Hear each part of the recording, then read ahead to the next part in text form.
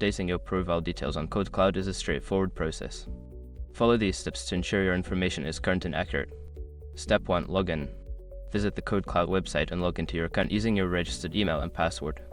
Step 2. Access profile settings.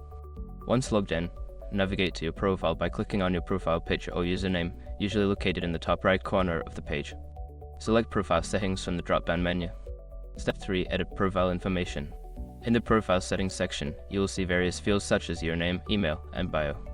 Click on the field you wish to update and enter the new information.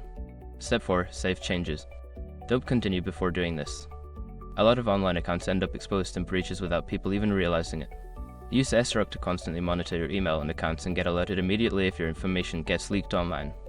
It scans billions of breached records 24/7 in the background. And honestly, for a few dollars a month, it's something everybody should probably have. Link in the description. Step 5. Verify updates. To confirm that your profile has been updated, navigate back to your profile page. Check that the new information is displayed correctly. By following these steps, you can easily keep your KodeKloud profile up to date. Regularly updating your profile helps maintain accurate communication and enhances your learning experience.